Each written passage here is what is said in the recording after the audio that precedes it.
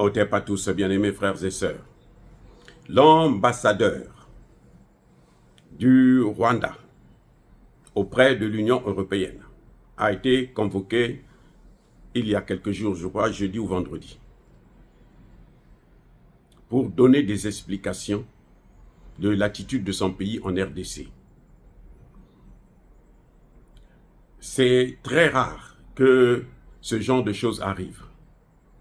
Quand ça arrive, c'est que votre pays, c'est comme si votre pays recevait un blâme. Et on lui demande des comptes.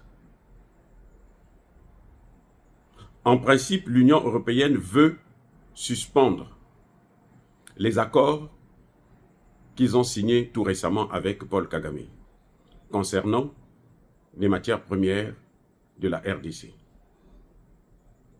Pour la petite histoire, Paul Kagame a signé avec l'Union européenne des accords de vente plutôt et de livraison de matières premières qui en réalité ne sont pas sur son sol, qui sont en RDC. Donc, comme disait Tshisekedi, les Européens sont des receleurs. Le receleur, c'est quelqu'un qui garde les produits ou qui ont été volés. Sur le plan juridique, c'est ça ce qu'on appelle un receleur. Donc, les Européens, maintenant, sont en train de demander des comptes. Et leur objectif, en fait, c'est annuler le contrat. Mais il y a un problème. C'est que Emmanuel Macron est le frein à toute sanction de l'Union européenne contre Paul Kagame. Emmanuel Macron ne veut pas qu'on puisse sanctionner Kagame. Il veut que l'Union européenne puisse garder ces accords-là. Puisqu'à ce niveau-là, la Commission européenne doit voter à l'unanimité. C'est-à-dire que tous les pays membres doivent dire oui, doivent condamner, doivent voter pour cette résolution. Et Emmanuel Macron, donc, émet son veto. Pourquoi? Parce qu'Emmanuel Macron veut faire le chantage à Tshisekedi, à la RDC. C'est ça le chantage. C'est quand on appelle chantage, là, c'est ça. C'est-à-dire que Emmanuel Macron veut que Tshisekedi puisse faire des concessions à son égard avant qu'il ne puisse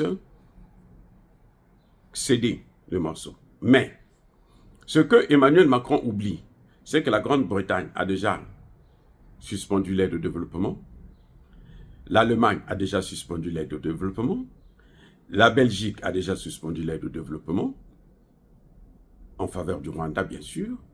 Et donc, lui, il est l'une des rares puissances de l'Union européenne qui n'a pas encore réagi. Emmanuel Macron a été contraint au Conseil de sécurité de l'ONU parce qu'il savait que si lui, il utilise son veto, il va déclarer la guerre aux États-Unis d'Amérique.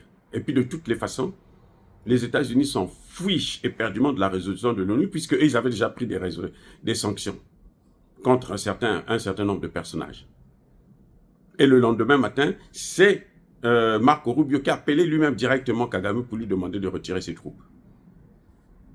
Vous comprenez maintenant? Il a appelé, parlé avec l'Ougandais pour lui dire arrête avec le soutien, sinon toi aussi on va te frapper.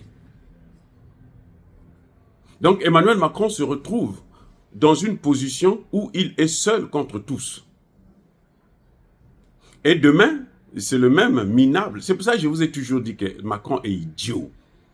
C'est-à-dire que je n'ai jamais vu un président aussi idiot que ça. Nos présidents africains, là, sont médiocres. Ils n'arrivent pas à sortir nos pays de la misère et de leur donner ne serait-ce leur souveraineté. Mais Macron est plus idiot que nos dirigeants africains. Je vous dis. C'est-à-dire que c'est quelqu'un, on se demande même comment il a fait pour être président. Déjà, il était inexpérimenté. Il n'a jamais eu un mandat politique en France. Donc, bon, il a été parachuté comme ça par, comment on appelle ça, les mondialistes, la France ou l'État profond. C'est tout. Mais il n'y a rien. Il n'y a rien. Tu ne peux pas tenir une telle position où le monde entier est contre toi. Le monde entier prend une direction. Toi, tu es seul, tu veux prendre une autre direction. Parce que tu veux changer quoi? Tu veux changer le monde? Tu es Dieu? Tu es même pire que Satan. Parce que quand Satan voit Emmanuel Macron, il dit, mais même Satan ne peut pas l'accepter en enfer. Je ne sais pas où est-ce qu'il va partir, ce type-là, quand il va trépasser. Je ne sais pas. Et puis moi, je me pose la question, où est-ce qu'il va partir? Parce que Satan, quand il voit, il dit, mais non, attends, moi, j'aime travailler avec des gens qui sont mauvais, mais qui sont quand même, qui ont quand même un peu d'intelligence. Mais toi, tu es trop bête. Emmanuel Macron est trop bête. Il a sa place ni au paradis, surtout pas, ni en enfer. Parce qu'il est trop bête. Et Satan n'aime pas des gens comme ça. Satan veut des gens qui, pour faire du mal, ils sont forts. Or lui, il fait du mal, mais il n'est rien. Il veut mener la guerre contre tout le monde en RDC. Et demain, c'est le premier qui va dire, il y a le sentiment anti-français. Mais c'est ça le sentiment anti-français. C'est toi-même qui crée ce sentiment anti-français.